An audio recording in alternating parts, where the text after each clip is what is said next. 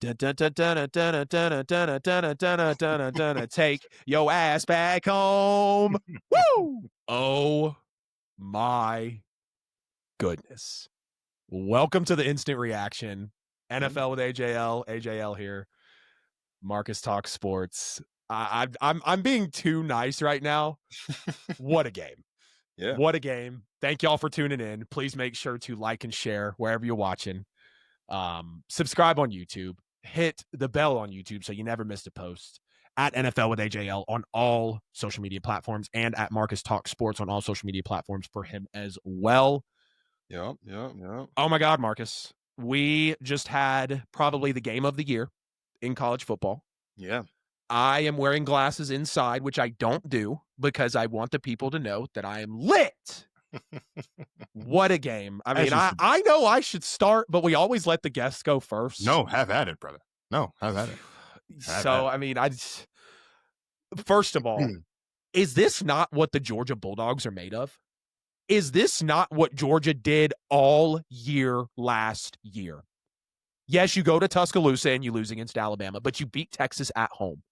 You win in the SEC championship, neutral site. Obviously, you're in Atlanta. The fact that you played the toughest schedule in college football last year, comeback after comeback after comeback. Was Georgia ever really a national title contender last year in the grand scheme of things? Looking back on it, no, because Carson Beck was your quarterback and Mike Bobo was your offensive coordinator. But to go into overtime like that, and first of all, the first carry that we had to the left, I was like, am I watching Sony Michel in the Oklahoma overtime game when Georgia went and blew it to Alabama in the national championship? I'm pretty sure. Like, am I watching that right now? That felt like Sony Michel. He just wasn't number one, but I'm like, brother's about to score right here. Shout out to Nate Frazier. That brother has taken a leap. This man was Butterfingers last year. Anybody can strip the ball from him. I'm not saying he's a top running back in college. I'm not saying he's a top running back prospect. I'm letting you know that Nate Frazier for the Georgia Bulldogs today laid his heart on the line. And the way that he stretched for that touchdown, when I saw it, I was like, he's kind of laid out there for a minute. And then I was like, no, he was stretched. And then as soon as they ran the replay, I said, oh, that's a touchdown. I said, y'all take your time. Go ahead and review it. The defense sold us, and then they didn't sell us, and then they sold us again. Vintage Kirby Smart and Mike Bobo football. We're going to run the ball 98% of the time, and probably about 60% of those runs are going to be WTF head scratchers in terms of like gain. And then you're going to rip off the ones like you did with Nate Frazier and multiple other running backs, Cash Jones. You can go through the running back depth chart. The fact that Tennessee came out 14-14 with their quarterback. I mean, just some numbers here to show how hot Tennessee actually was. 8 plays, 75 yards, 2.5 minutes to open it up. I mean, I was like, just wow. And then you come back and your defense is now totaling 15 plays, I believe, 147 yards, 2 touchdowns in under 3 minutes. Robinson, the fourth, number one DB, was getting picked on all game by Chris Brazell. And when you take a look at Tennessee, their first 3 drives, 233 yards, 21 points, 6 15-yard plays. Do the math on how many freaking yards they picked up on those 6 plays. Then their next 3 drives, 45 yards, no points. You throw the interception, and that's what Georgia needed to get back into the football game. Like, they needed the turnovers. You come out in the second half, you chew 8 minutes off the clock. Again, vintage Kirby Smart football, 14 plays, 75 yards. 13 of those plays were for rushes, and it was for 68 yards. I mean, being able to have your defense look totally lost, like Tennessee running tempo is clearly our weakness. Like, just how the Saints can't guard running mobile quarterbacks. When you run tempo against Georgia, it's not going to work. And Josh Heupel picked up on that. Josh Heupel was like, we'll keep running it. And they caught us out of alignment. And literally on the first drive, out of alignment. And when your guys aren't in the correct spaces, I mean, what else are you going to do? Tennessee forced quite a few mental errors on us. Offsides, personal foul, too many men on the field. Gunnar Stockton with a strip sack. Like, everything was in this football game for Georgia to fold, and they didn't. Take it away. I mean, yeah, I think for Charlotte, this is a great game. I think the only game that'll probably top it is hopefully Oregon Penn State in Happy Valley in a couple weeks. That's going to be a really good game. It's going to be the night Yeah. game. I'm scared about that game, but I'm also not at the same time. But just looking at this game specifically, right? Gunnar Stockton goes out there, 304, 2 touchdowns, no turnovers. Beautiful throw on 4th and 6 to London Humphreys, though. I mean, Yes. there are very few quarterbacks in the Yes. country right now who can make that throw. That is an NFL caliber throw that he made to put it right where it needed to be. And then, of course, to follow it up with a perfectly executed 2-point conversion to tie the game up at 38 all. Yep. You take a look at Zachariah Branch, right? He obviously caught the Man, pass on second down. I mean, on the that two-point offense was conversion. the best when number one was involved. Absolutely. He had 69 in a touchdown. Colby Young had 73 yards as well. But to your point, the rushing attack, like Nate Frazier had 73 yards, including the big one to start their overtime possession on 14 carries. Gunnar Stockton had 13 carries. Chauncey Bowens had 12 carries. Josh McCray had 7-17 with the two. Like, I didn't anticipate, and I guess maybe I should have, I didn't anticipate Georgia to, in a way, dominate on the ground the way they did against Tennessee. Like, I thought this would be a game that would be heavily decided through the air. Like, whichever quarterback played better, played cleaner, whichever passing attack was more prolific and more sound, like that was going to be the team that won. And in a way, that is what happened, obviously, because, like I said, Gunnar Stockton, no pick. Joey Aguilar throws the pick. But Georgia, their ability to run the football in this game and use the run as a way to slow things down for the offense as opposed to speed things up to counter what Tennessee was doing to their defense, I thought was perfect, right? But on the Tennessee side of things, right, Joey Aguilar, despite the pick, he had 371 and 4 touchdowns. He played really, really well. I think we're at a point right now in college football where there are 3 quarterbacks, in my opinion, 4 actually, who I think hold the keys to the college football season. And I think Joey Aguilar could potentially be the 5th. Like, if he continues to play this way for Tennessee, he can really in Tennessee can win football games. They can shake things up in the SEC. We know how much the committee loves the SEC, right? Real quick, I know who the other 4 are? I would love to know who those other absolutely. 4 quarterbacks I are. think Dante Moore holds the keys to the college football season because I think the big thing for him, obviously, is coming over from UCLA last season. He didn't play as much. This is his first year as a starter in Oregon. If he can be good to great, even if he can just be 85% of what he was advertised as coming out of college and coming out of high school, and Oregon can dominate the way that we did last season. Not saying we're going to go undefeated like we did last year, but if they can dominate the way that we did last season with Dante Moore under center, I think that's huge. I think Justin Sayin also holds the keys to the college football season. Julian Sayin, sorry, as well, because, and I said this to my friend who's an Ohio State fan after the game against Texas, their defense has the potential to be the best defense in the country. And if Sayin can just be one of the 15 best guys under center this season, who's Matt Patricia will take it home for you. Ohio State.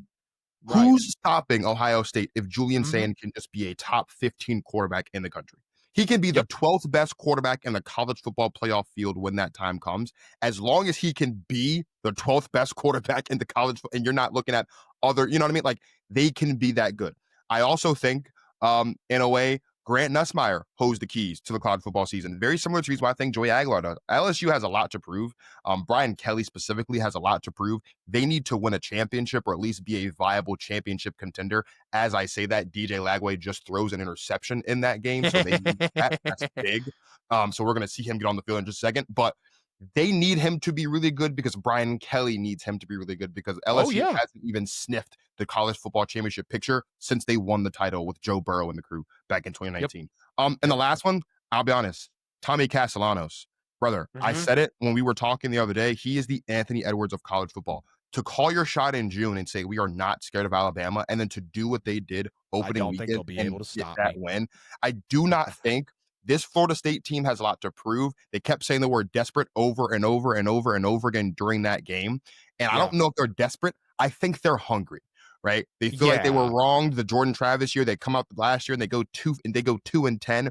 And you're looking at a team that's invigorated. And Tommy Castellanos coming from BC has a lot to prove.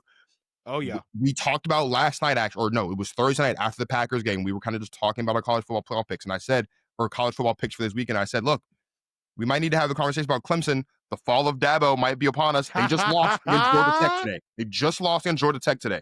So all I'm saying is in the ACC, it seems to be wide open. And if Tommy Castellanos can continue to be one of the better quarterbacks in the nation this season, who knows how far Florida State can go. So those are the quarterbacks I think hold the keys to the college football season. But getting back to the Georgia-Tennessee game. So real really quick, are you essentially saying those are the 4 best quarterbacks in college football right now? I mean, if those 4 guys hold the keys, if other quarterbacks don't hold the keys, are you saying they're not as good as those 4? And I'm not trying to pigeonhole you. I understand. Those are the 4 best guys in the country. I would say I don't think they're the 4 best necessarily, because I think you can have a conversation about like where Lenore Sellers falls into that. I think you can have the conversation but about maybe they're the 4 most pivotal. They're the 4 most pivotal though, because I think Julian even you're looking at like Ohio State, right? You're looking at even like Drew Aller at Penn State, right? You're looking at maybe even like a Bryce Underwood in Michigan. There are a lot of guys who Carson Beck. Arch Manning, if he figures it out, he sucks. He absolutely sucks, and we could talk about that another time. But like, I don't know if they're absolutely the best, but they're the 4 most important. Like when we look back over the season and we figure out which teams do and don't live up to expectations and who ultimately is the champion, if it's not one of those 4 quarterbacks or one of those 4 programs, then one of those 4 guys didn't do their job at some point along the course of the season. And if a team outside of those 4, let's say Georgia, for example, is national champion, then it's probably because of something other than their quarterback. Not to disrespect Gunnar Stockton at all, because Gunnar Stockton's a good QB. We saw that tonight. I just don't know if he is definitively like on that tier. You know what I mean? He's not tier 1. That's all it is. He's not a tier 1 QB, but he could be. If what we saw today is indicative of what we're going to see the rest of the season, he's absolutely tier 1 by the end of the season. For sure. and that's what you want to see. And that's what you want to see. Because like you said, Carson Beck, the only reason why no one took Georgia seriously as championship contender last season is because of the guy under center. Gunnar Stockton, clearly the offensive coordinator. And the offensive coordinator as well. The only other major takeaway I had about this game, and maybe I have a different perspective of this than you do, so I'd love to get your thoughts on this, is number 1, I love the exploitation of Ty Redmond by Georgia, like just continuing to pick on him. Is that why they kept throwing that lame ass fade ball? Like I love that Gunnar hit quite a few fades, and that was my question. So they had the matchup with the true freshman on the outside. They had the matchup with the true freshman, and you love it. And what I think, because forward, my thing was, it's like I love that we're pound the ball, and then we would break through. But it's like if Gunnar wasn't throwing intermediate over the middle, and this is going to sound like, well, you can only throw 1 of 3 ways at him. If he was not throwing a screen pass, if he was not throwing intermediate over the middle, or throwing a fade ball, like that's all we saw. And the only deep shots that Gunnar Stockton took was the fade ball. Now they were caught when they needed to be, and Gunnar made the throws. But so they had the matchup on the true freshman. Okay, makes sense. Now, thank you for letting me know that, because that shows me that Mike Bobo's not a complete. He's not a complete idiot. That's what I'm saying. He's not a complete idiot. He's not a complete idiot. I almost used a word that might get censored, and I won't do that. But Mike Bobo's not a complete idiot. He's not a complete idiot. They did have the matchup on Ty Redmond, which is I was confused. That's why we're seeing something like quick screens in the second quarter. You know what I mean? Like, you have this matchup. It's working. Like exploited. I thought doing a little bit more of that should have been helpful. But here's my one concern for Tennessee, because I mentioned to you when we talked about after the Packers Commanders game on Thursday night, we're making our picks. I was like, I don't know how many teams legitimately could be a threat to Georgia. But if there is a team, it will be Tennessee. And we saw that in this game. They should have won that game at the end of the game. Because damn straight Texas. Unfortunate by the kicker to just completely shank that kick and push it left like that, because they should have won that game. The reaction video that I took for that, it's on my story. When I promise you, Marcus, I was not freaking worried. The brother had never attempted it before. So technically he had no wins but no losses in the category, right? But specifically no wins. Basically, When the reporter came on and said he is practicing his breathing mechanics on the sideline, I said the brother's cooked. I said he's cooked, bro. I said, like, and I'm, it's Georgia bias. Like I really believe in voodoo on game sealing kicks. And I did it on Sunday against Younghoe Koo and the Falcons. Y'all are probably thinking, like, what the hell, AJ?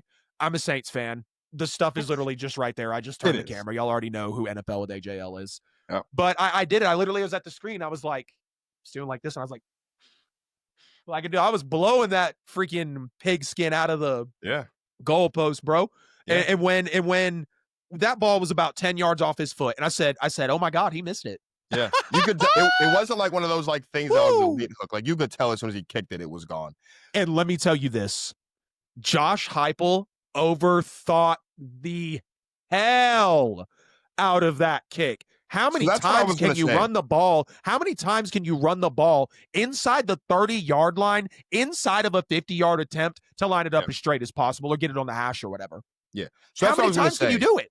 Josh Heupel overthought that, bro. The Josh Heupel that we saw in the first quarter when they were super aggressive and scored 21, not the Josh Heupel we scored in that game. And that is why I think. And Georgia gave up 2 big defensive touchdowns too. I was just like, and that is why that is what I think could end up being the undoing of the Tennessee Volunteers this season.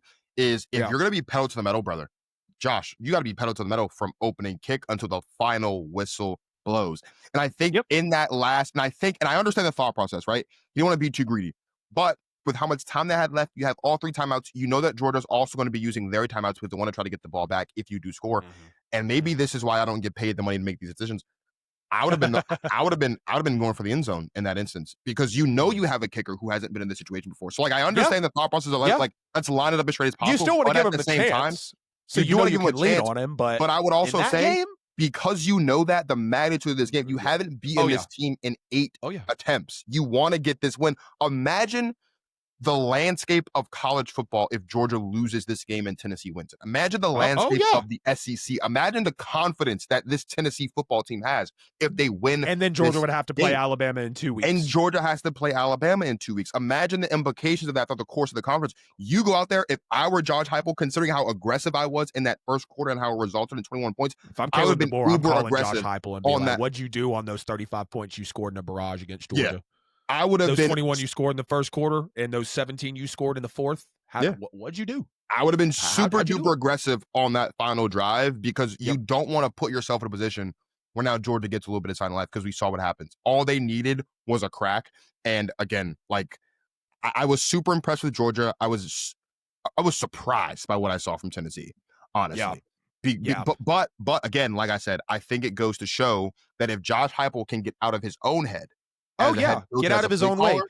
Isn't that always how it is with the best coaches? We've seen it with Sean Payton with the Saints and with the Broncos. We've seen it with Dan Quinn with the Lions. We've seen it with Nick Sirianni. Like these guys, just John Harbaugh, especially with the Ravens, like they just get in their own way. Yeah. It's like they try to outthink the room. They do.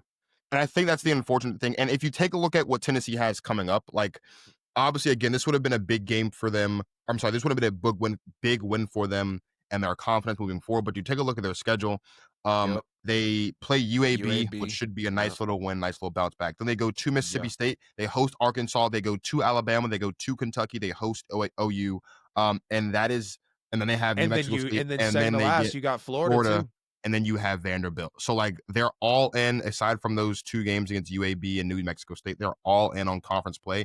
These games are not going to be easy. They're going to be tough. No, they're not. We've talked about before how surprising it is when teams struggle against Kentucky, even though it shouldn't be, because Kentucky is a tough place to play. You've got Alabama. You've got Arkansas, who right now is knotted up at 21 with Ole Miss.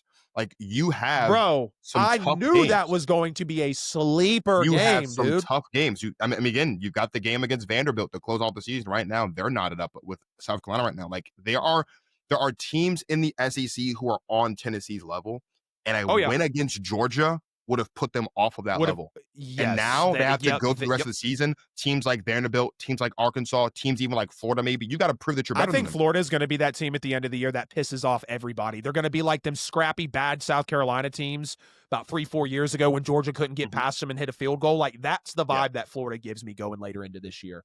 Yeah, it's an unfortunate loss for Tennessee because of how it ended, but there's so much to take away from it. Because that was Tennessee's football game to win. Yeah, I just hope that they can look at what they did and what worked and pull from those things and not harp on the fact that the kicker missed a kick at the end of regulation, because if they do that, their season's cooked. If they can bounce back and they can use UAB as the tune-up game that needs to be and then go to Mississippi State and get back on the horse, I think they'll be okay. Yep. Georgia's defense shocked me in this one, man. I mean, the way that they came out, just giving up everything, looking totally lost on the opening possession. I mean, Tennessee, again, they started quickly. They were using tempo. And, once we didn't see another deep shot from Gunnar Stockton for a little bit, I was like, okay, was Mike Bobo just trying to prove a point? Or did he want to test that freshman immediately, which he did? And then it turns out that freshman ended up giving up the touchdown that kind of helped us get into overtime. And, clearly they had to miss the missed kick. I said I wanted to see more of Zachariah Branch in pivotal moments, and I saw more of Zachariah Branch in pivotal moments. When that brother touched the football to take off on that screenplay for a touchdown, I said he needs to be getting 15 targets a game. and Yeah. he needs to be running like 5 jet sweeps a game. Like, just Yeah. loosely speaking, right? But like, we need to see him on the field. That's why when Humphrey scored the touchdown, and then who do you give the ball to tie the football game? Your best offensive player in Zachariah Branch. Yeah. And I loved it, bro. I absolutely loved it. I was a little concerned about when we went 5 wide on 3rd and 3 early in the game. Like, you needed 3 yards and you decided that a back shoulder fade is the best play to call. I mean, Humphreys has to make that catch because Gunner put that throw where it needed to be. And I thought Tennessee did a good job picking on number 1, Robinson the fourth. He gave up that 83-yard touchdown score, which was the second one of the game. Then he gave up another one to Brazzell, who just was an absolute problem for Georgia, almost 200 receiving yards, 3 touchdowns in this one. Thank God Kirby Smart went for it, on 4th and 3 early on and dialed it up to none other than Zachariah Branch, and it went to Zachariah Branch for the touchdown. And that was just a massive drive that Georgia needed early on in the game to really be able to stay in this one. That chess match that Tennessee really pulled out right there on the 3rd and 4 with the too many men on the field and, just causing Georgia to kind of be caught in the middle of switches by running the tempo. It was just really good coaching by Heupel, really good awareness. I think that was a really good example of what Josh Heupel is really able to do, because that sucked for Georgia. They got the sack after they ran tempo, which had really cooked us up into that point. And then Georgia was like, hold up. We're about to reset the tempo by getting pressure on your quarterback, getting a sack on the quarterback. And, just great way for Georgia to turn it around defensively and force the punt, really to slow down Tennessee, gain that momentum, because Tennessee was the best team in college football, it felt like, for the first, 8 minutes of this game, 5 minutes of this game. They were scoring so fast, and then they go quiet for the next 2 quarters. And it's like, that's a testament to how north and south this Georgia defense can be. And, this was also a tune-up game again as we get into it. I think the fact that we were able to play basically the Alabama game that we played last year in Tuscaloosa this year in Knoxville, and then we get to welcome Alabama home in 2 weeks. Yeah. That's how you get right, bro. Yeah. That is how you get right. Yeah. I'm really glad that we took the points inside the 2 minutes going to the end of the half too, man. They had the big time PI on number 4 Redmond, the freshman who they exposed. It gave Georgia the first down. Tennessee's defensive line was huge in this game, but I think the bigger problem is the fact that Georgia's right side of that offensive line was so bad. It was very apparent, if I'm thinking correctly. It was night and day when Green was and wasn't in there. And the fact that you had 7 TFLs and 4 sacks given up and a strip sack. Yeah. I mean, Gunner had a hell of a day. And the fact that he still threw for 300 plus and delivered big time throws when they mattered. Now, he still gave us a little Arch Manning treatment, missing the layups on the intermediates. Yeah. But he also gave us the big timers when we needed them. Because I'm going to tell you this right now, Arch Manning wouldn't have won that football game today. Arch Manning would not have won that football game today against Tennessee Volunteers in Knoxville. And you can't convince me otherwise. No, he would not have. He would not have. And I will say, too, moving into that Alabama game for Georgia, what is great, I think the biggest thing that you love to see is you have for Gunner Stockton a go-to guy, a guy that I expect them to go to a lot more moving forward in Zachariah Branch. Again, Zachariah Branch had 69 yards and a touchdown. Now, granted, Colby Young had 73, but I expect Zachariah Branch to be flirting with, if not surpassing, 100 yards for the rest of the season, because he's just that. Yeah, Zachariah Branch needs to be in the running for the Biletnikoff, bro. Absolutely. He needs to be. That's how much he needs to be utilized. And I will go as far as to say, based on what we saw today, I think Zachariah Branch has the potential to, by the end of the season, be in that conversation when we're talking about who are the best, quickest, Jeremiah the most Smith, impactful the Ryan Williams receivers, of the world. the Ryan Williams and the Jeremiah Smiths of the world. He has that talent. That was clear today. When you dump that off on a screen pass and he goes 37 yards, are you kidding me? I watched. I was like, Buddy was literally accelerating. Is that not Jeremiah Smith? Is that not a Ryan Williams? Is that not what we've seen from those two guys? Like, the ability to take something and just explode it and turn the game on its head like that. Like, he has that potential, and Georgia needs to be using him and showcasing him in such a way where he can be in those conversations, because he has the talent to be, standing shoulder to shoulder with guys like Jeremiah Smith and Ryan Williams. And again, going back to Gunner Stockton, the beautiful thing about this for Georgia is for the rest of the year, and it was going to be like this, I think, all day, except for maybe this game. You look at the rest of the season, except for maybe the game against Texas, if Arch Manning gets his life together by November 15th, there is not going to be a game that Georgia walks into where they won't have the better quarterback on the field. And that's what's most important.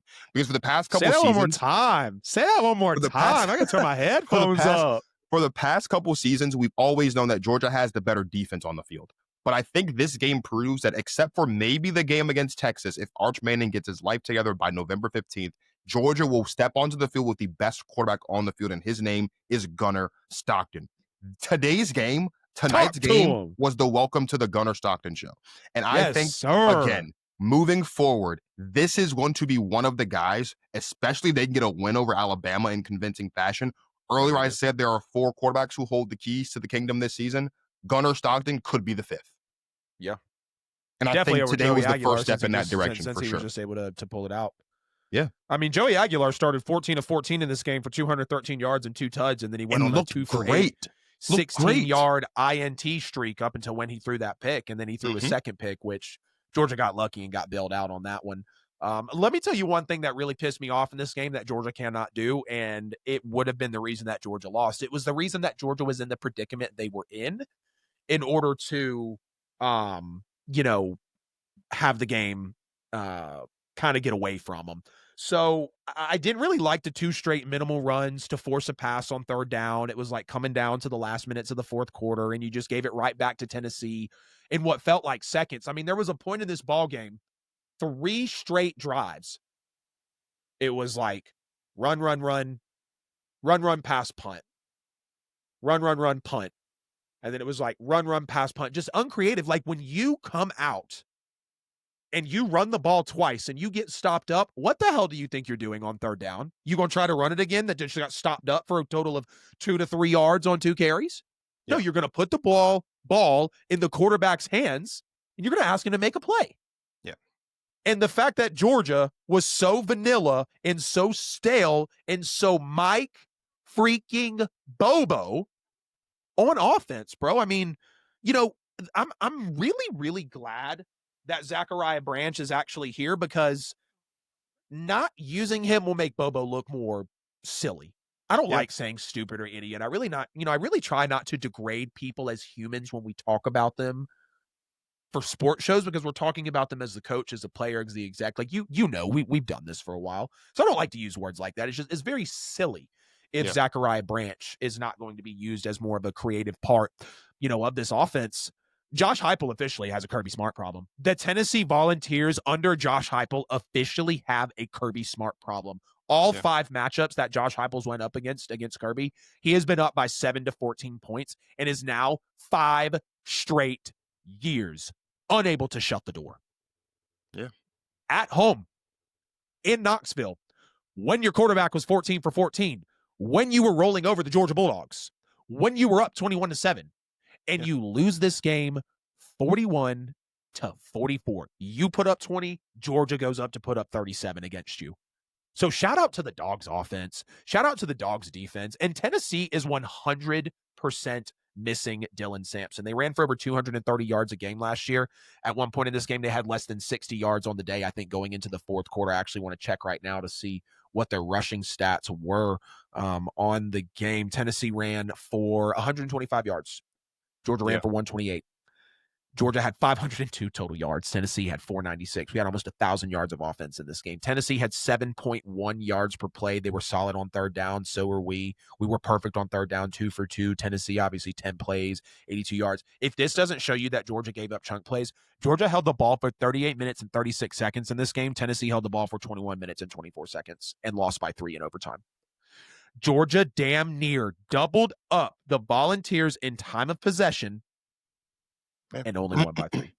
Like, this is a great win because of the resilience in Knoxville. Like, I believe these types of wins in sports, and especially in college football, where the environments are arguably the most hostile in sports, when you're able to pull out a win like this, you take it. Because I literally said it. I said, nothing else freaking matters if you win this ball game. Yeah. And now you have 2 weeks off, a week off technically, but it'll be 2 weeks by the time you play. And you get to welcome home Kalen DeBoer and good old Tyler Simpson. Yeah. He going to come on home to the Dogs. He looked good today. He looked really good today. Alabama actually did. actually really kicked ass, They but beat the brakes off the yeah, off they the beat the Badgers, absolute brakes dude. off Oh, Wisconsin. God. Like I said, Gunnar did have a few misses on some intermediate throws, but when Georgia needed him to convert with his arm, he made multiple big time throws. He made it happen. Yeah. Gunnar Stockton coming into this game had not played an SEC regular season game on the road yet. And really, he has not played a regular SEC season game outside of the SEC title game against Texas, but you weren't on the road. It was neutral site because you were in Atlanta, like I said. Then you had a bye week. Then you lost to Notre Dame at home in the first round of the playoffs. Then you beat Marshall and Austin Peay at home. And now you're starting on the road versus technically just your second SEC team in that environment. And Gunnar Stockton is able to lead the Bulldogs to that type of victory. Yep. And Nate Frazier, and I need to know our defensive coordinator's name. Y'all go ahead and roast me in the comments. I'm 99% correct here, but y'all love attaching on to that 1% where we don't speak right. And the way that the Dogs as a unit performed today, man, unbelievable. And again, this is what the Dogs are made of. We are the toughest team in college football. We are the toughest team in college football. We're the most resilient team in college football. And these types of wins, they make the brainwaves go crazy, brother. Yeah, no, it's a great win. I told myself I wasn't going to record today. I even told you. I said we weren't going to record. I feel bad for taking this moment away from JT Sports. I almost want to talk freaking Georgia Tech and Clemson, but I got to be able to top some content with him, and it'll be nice just to put this one video out and have it all be Dogs. Any final closing statements, bro? Just anything that you felt throughout the day about college football. Just let me hear it, man, in this instant reaction. No, I would say the only thing for me that I am just going to continue to say until I am given a reason to stop saying it is Arch Manning sucks. I don't know a better way to say it. He did not look good in this game. Yeah. And again, when you look at their schedule, they've got another what should be easy one against Sam Houston State. But his inability to play good football probably going to be the reason why that game is a lot closer than this was. He had 114 yards passing today against Utah. They won 27-10 today. If Texas don't drop, Arch Manning was 11 of 25 for 114 yards, 1 touchdown, 1 INT. I'll probably do some more film study on him, to be honest with you. There is no justifiable reason why the Texas Longhorns should still be in the top 10 after this week. Yeah. There's no way. There's no way. There's no way. There's no reason why they should still be a top 10 football team in the country when the rankings come out again. I mean, especially when you're just looking at Arch Manning only scored because he scored on the ground, 9 carries for 51 yards. Especially when I bet you when I go back and watch that tape, Sark wasn't putting him on the move. I'm telling you, bro, Arch Manning is a different quarterback when the legs are involved. That's a good point. But when you look at what the other teams in the top 10 are doing, Oregon, big win today. Well, not a big win because it's Northwestern, but a blowout win is what I mean by big. Yeah, but I mean, you handle business. You did what you needed to do. Miami currently beating the brakes off of USF right now. It's 20. Are they? Ole Miss is up 7 right now against Arkansas. Not a top 10 team. They're 17. Ohio State up 13-3 at half against Ohio. A little bit concerned by that, but they'll still get the win for sure. Illinois is up right now. To talk about. Yeah. Oh my goodness. Notre Dame is up right now. Florida is tied with LSU, who's number 3 right now, 3-3. South Carolina, who's just outside the top 10. If South Carolina wins this game, they absolutely deserve to be moved up into the top 10. I think Clemson's loss takes them out of the top 10. Oklahoma gets it. Like, when you look at what the other top 10, top 15 teams in the country are doing right now, I would say Tennessee in a loss deserves to move up in the rankings more than Texas deserves to stay at 7. With this performance today against UTEP. Yeah, the 21 minutes and 8 seconds that Tennessee was on the football field today, they were pretty damn good for all of it. Absolutely. There were very few mistakes that Tennessee made in that football game. And again, they should have won. They should have won that game. Yeah. When Gunnar fumbled, I was like, here come the Ryan Puglisi chance. Real quick, speaking of Ryan Puglisi, I forgot to mention this. When Kirby Smart literally put Puglisi in to throw the Hail Mary, I was like, you're literally telling the world that Gunnar does not have the arm strength to deliver a Hail Mary to the end zone. Like, we've seen it in, we've seen backup quarterbacks, like, clearly you just have a big arm. Maybe you don't want Gunnar to throw his arm out, like, whatever. But that reminded me so much of when Justin Fields was a Georgia Bulldog, and the only time Kirby put him in was to run the ball. Everybody knew what you were doing. You were running that little BS power run to the right side of the line, and people were snuffing it. Like, yeah, Justin Fields was special, but the brother transferred because Kirby Smart only put him in to run the football. Yeah. And Puglisi transferred to us this offseason, if I remember correctly. Mhm. So it's just like, I don't know. I didn't like that. I just think that's a nuance that, as a diehard, it's just like you can't send that message because Tennessee asked Gunner to beat them with his arm, and he did. It Yeah. wasn't pretty, But he did it. but this was also Gunner Stockton's first start on the road. Like, it's kind of like JJ McCarthy just looked, right, against the freaking Bears. JJ McCarthy was in a hostile environment in Soldier Field. He played the worst 3 quarters of his football career probably ever. Mhm. And he managed to put up 21 unanswered in the fourth, accounting for all 3 touchdowns, either with his arm or with his legs. Yep. And you got that out of JJ McCarthy in his first NFL start? We just got that out of Gunner Stockton in his first road start? Okay, baby, sign me up. Sign me up. Yeah. So let's just have a small top 25 discussion since we're at it. So Miami will Mhm. probably stay. Ohio State, you said they're struggling right now at halftime, 13-3. Ole Miss is only up by 3 on Arkansas. LSU is tied with Florida. Mhm. Yeah, so it's like if LSU loses, Florida will jump back in because they just barely got knocked out by a loss to USF, which I kind of thought it was crazy for USF to jump in and get ranked and Florida to fall out and lose, because it's like, Well, USF had a win. Who they beat week 1? They beat, I mean, they literally lost the game because the Florida players spit on him, bro. Like, that's fair. he literally got ejected. Yeah, no, that's You know fair. what I mean? Like, he That's said, let me fair. give you my best Jalen Carter impression. Yeah. Yeah. Crazy. But I mean, I think they beat the brakes off Boise State, who's a playoff team last season, and then they go on the road and get a win there. I understand why they're ranked. I don't think they should be 18th, but I understand why they're in the top 25. Yeah. Yeah, It'll I mean, Ohio be State, Penn interesting. State, LSU, Oregon, like these are all, again, I'm looking at like some of the teams like in this bag half, like Ole Miss, like I said, they're up right now on Arkansas. It is an SEC game. They're ranked 17th. They'd have to move up if they win just a little bit. Yeah.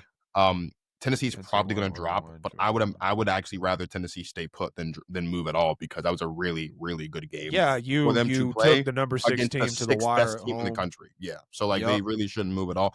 Michigan will probably move up because they've got another win. Alabama might move up because they blew out a team that they had no business playing in the first place. Yeah, Michigan smacked up. Yeah. And again, depending on how this game against between South Carolina and Vanderbilt go, we're just tied up with about 10 minutes to go in the second quarter. South Carolina, win or lose, will still be ranked. Vanderbilt, though, if they win this game, could jump into the top 25. So it'll be really interesting to see kind of how things shake up. But you know, I just it looks Penn State will stay. Oregon will stay. Miami's number 5. They'll probably win, so they'll stay. Georgia will probably stay. Texas should drop. Clemson's going to drop. Oklahoma probably is a top 10 team now because they're at number 13. Iowa State's probably going to move up too. Alabama will move up. Everybody that won will move up, of course, with the fact that Clemson losing dead in the middle of the pack. I think Clemson should be an unranked football team. They could arguably be 0-3 right now. I 100% agree. Dabo Swinney, he would be on the hot seat. I 100% agree with you. He would be on the hot seat. I think Georgia Tech deserves to be ranked, honestly. Yeah. I really do. Haynes King was the leading passer and the leading rusher for the Yellow Jackets today. Brent Key is an absolute monster. And then really the outcome of South Carolina, Notre Dame's game, LSU's game, definitely Ohio State's game, Ole Miss's game. Like we're gonna have a crazy. We're shaping up for. If things kind of hold the way they are, LSU has the benefit of they're already getting into their conference play. I mean, Oregon is as well, but the Big Ten's not nearly as strong as the SEC. Right now, Oregon's sitting at 4th. What we're looking at is a potential top 5. It's going to be a top 5 matchup between Oregon and Penn State. But I'm hoping that it can be a top 3 matchup between Oregon and Penn State is really what I'm pushing for. Again, last time Oregon and Penn State shared a football field, Oregon beat the brakes off of Penn State and sent them packing in the Big Ten championship game. And I've been very adamant on the fact that I just don't understand how Penn State was ranked number 2 in the country, number 2 in the country to begin with, especially over the team that beat them. The 1 and the 2 ranking to open the year were blasphemous to me. Yeah, so it's going to be a big game for a lot of those. I don't understand how Ohio State, looking the way that they did, bringing back Jeremiah Smith. Will Howard is not a game changer, respectfully. I mean, I just didn't understand how Ohio State wasn't number one. But then it's crazy because, like, then you have teams like Oregon ranked number one, and Ohio State just blows the freaking doors off of them last year in the CFP. Hello, Travion Henderson. Yeah, it's going to be interesting, bro. It's going to be really interesting. Well, I appreciate you jumping on picture-in-picture mode closed to maintain high-quality recording. I hope this layout came out right. It should have. Yeah, we're in the grid. So, yeah, I appreciate you jumping on with me, bro. It was so fun. What a game. Dogs are built for this. Yeah. I got everything out, dude. I mean, holy crap. Yeah. We were blessed to see the game of the year already, and I think Georgia's going to be involved in plenty more of these when you look at teams like Alabama, when you look at teams like Texas, when you look at teams like Florida, when you look at teams like Auburn, Kentucky. Like, we just got primed for SEC play. We did. NFL with AJL here. Marcus Talk Sports. Also check him out at Protect Our Queens, at Give Us a Shot Network. He does so much. If you check him out on Instagram, at Marcus Talk Sports, he'll pop right up for you. Check the link tree in the description below at NFL with AJL on everything for everything that we put out. And if you can't find us, you're simply not looking hard enough. Dogs bring it home 44-41 in the game of the year with the overtime finish. Yeah. All right, fellas, we will see y'all. We're recording Monday morning. We got JT Sports on the show. If Marcus was able to jump in, we might get him to jump in too. We're going to eventually have 3 people on the panel. We're going to be a little, this Justin, pay some homage to Justin Marville. Oh my God, dude. Wow. Yeah. Let's go watch Florida beat LSU so Georgia can be a top 3 team in the nation. Hey, maybe. We'll see. Let's go. All right. We love y'all. We need y'all. And we will see y'all in the next one. Hey, it's AJL here. Appreciate you sticking to the end of the video here on YouTube. You could have chose any other show, but you chose my video. And for that, I'm very grateful. If you haven't already, please make sure to like and subscribe to the channel. Follow me on social media. Hit the bell on the channel so you never miss a post. Check me out on all social media platforms. Right here, you'll find a chance to subscribe to the show, a related video, and a playlist. See you guys in the next one.